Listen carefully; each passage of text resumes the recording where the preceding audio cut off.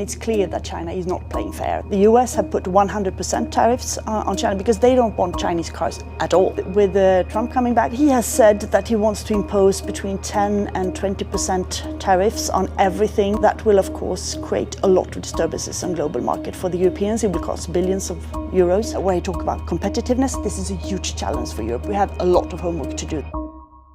The EU has slapped additional tariffs on Chinese electric vehicles to protect its own struggling industry. But could that backfire? Cecilia Malmstrom is the former EU Trade Commissioner. Take a listen to what she had to say. I fully understand that lots of car industries in Europe are suffering, and it's clear that China is not playing fair. They are subsidizing their industry, so it's not a fair play.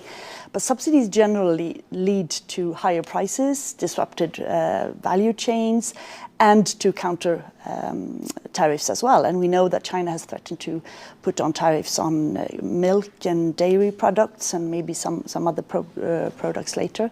So it risks to escalate as kind of trade war, which is usually not a good thing.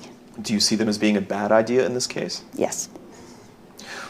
These industries are saying, in some cases, the auto industry is in this case against these tariffs actually, but other industries are saying they need protection. They say this is unfair competition from China. They have a point from everything that we can see. Yeah. What should be the alternative? No, they have a point, absolutely, and China is not playing fair, and I think it's important that we tell them. And this might be a good way to show them that it's not fair, but it has negative consequences, obviously. There is no silver bullet. Of course, you could do other things to stimulate EVs. We know today that there are not enough high-quality, affordable EVs on the market today. The Chinese respond to that demand, that the European car industry has not really been as quick to roll out models. So there are other ways you could, for instance, subsidize research, other fuels, and the consumers. You can make it easier for them or have some sort of rebate also if they buy electric vehicles. And still we have the problem of charging devices, which is also a problem in Europe still. We know that's in discussion right now. The industry itself wants subsidies.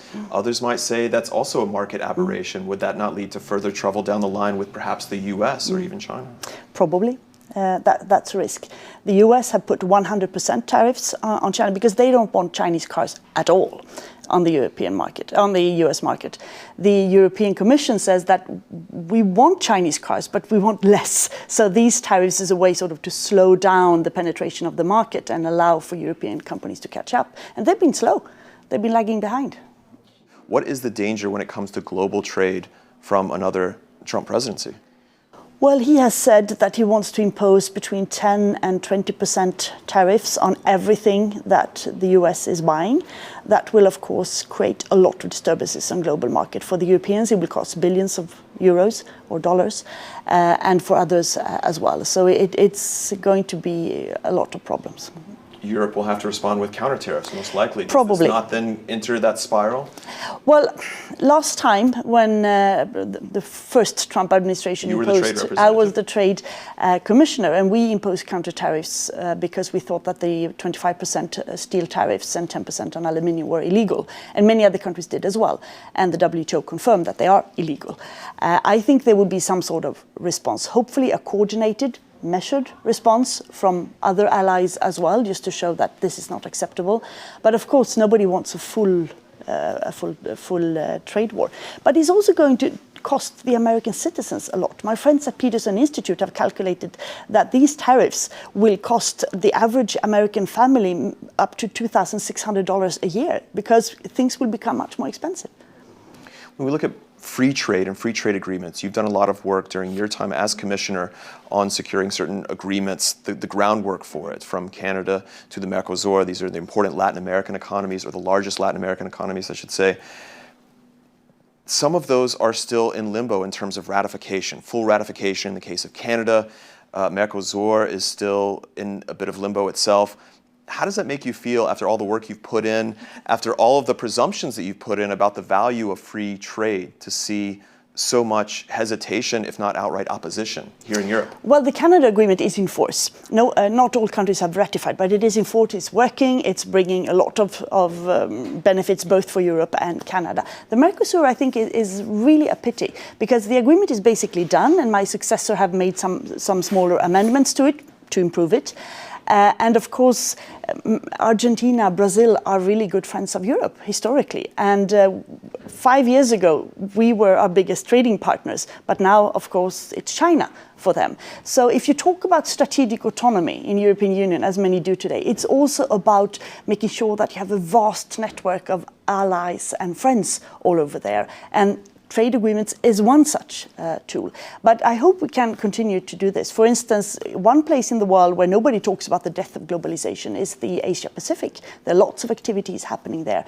Now, they now have a big trade agreement initiated, by the way, by President Obama, who then the US withdraw. It's called CPTPP. It's a big trade agreement between Canada, Mexico, Australia, New Zealand, and lots of countries in Asia as well. UK has just applied to join, and they will enter there. Maybe this is something where the EU should join as well, because there are 12 very dynamic countries. They're doing something together, and we should be there as well to help setting the rules. At the same time, we're seeing the world's biggest traders, the EU, China, America, that there's nothing in which they're in the same forum outside of the WTO itself. Is that not going to continue to be the major problem, since their trade then bleeds over into every other country and dictates it in many cases? It is, and we have to try to find ways to solve that. But in the meantime, you know, the world has a lot of other countries as well, and we can do a lot of good business with countries outside China and the US. And then we'll see what happens in the US. There is this,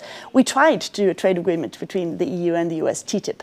That failed. I don't think we can take that out of the freezer, but there is something called the Trade and Tech Council today. It has mainly under-delivered. It's a talking shop, but it's still a way to meet and discuss. Maybe that could be upgraded a little bit if Harris wins, for instance, with Trump coming back.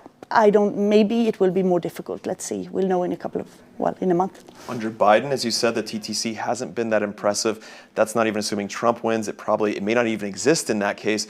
But at the same time, on the European side, as I touched on earlier, it seems like for many countries, there's less of an appetite for trade agreements, these big trade agreements, that there's opposition either out of environmental reasons or ethical reasons in many cases, not to mention protecting certain markets, often in the case of France.